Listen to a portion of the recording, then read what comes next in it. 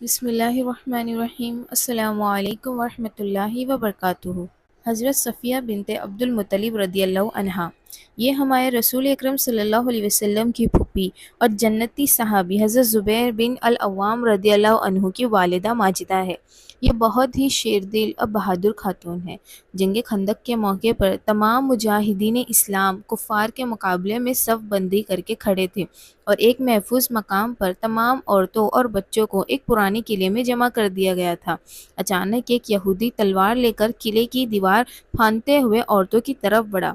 اس موقع پر حضرت صفیہ رضی اللہ عنہا اکیلی اس یہودی پر جھپٹ پڑی اور خیمے کی ایک چوب اکھاڑ کر اسے زور سے اس یہودی کے سر پر مارا۔ اس کا سر پھٹ گیا اور تلوار لیے اسی کی تلوار لے کر اسے مار دیا، اور پھر اس کی تلوار سے اس کا سر کاٹ کر باہر پھینک دیا۔ یہ دیکھ کر جتنے بھی یہودی عورتوں پر حملہ کرنے کے لیے باہر قلعے کے کھڑے تھے سب بھاگ گئے۔ اسی طرح جنگ احد کے موقع پر بھی جب مسلمانوں کا لشکر بکھر گیا، یہ اکیلی کفار پر نیزہ چلاتی رہی، یہاں تک کہ حضور اکرم صلی اللہ علیہ وسلم کو ان کی بے پناہ بہادری پر سخت تعجب ہوا، اور آپ نے ان کے فرزند یعنی کہ بیٹے حضرت زبیر رضی اللہ عنہ سے فرمایا کہ اے زبیر، اپنی ماں اور میری پھوپھی کی بہادری کو تو دیکھو۔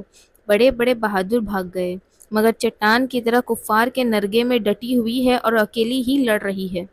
اسی طرح جب جنگ احد میں حضور علیہ الصلوۃ والسلام کے چچا حضرت سید الشہداء حضرت حمزہ رضی اللہ عنہ شہید ہو گئے اور کافروں نے ان کے کان ناک کاٹ کر اور آنکھیں نکال کر شکم مبارک چاک کر دیا، تو حضور علیہ الصلوۃ والسلام نے حضرت زبیر کو منع کر دیا کہ میری پھوپھی یعنی حضرت صفیہ کو میرے چچا کی لاش پر مت آنے دینا، ورنہ وہ اپنے بھائی کی لاش کا یہ حال دیکھ کر رنج و غم میں ڈوب جائے گی۔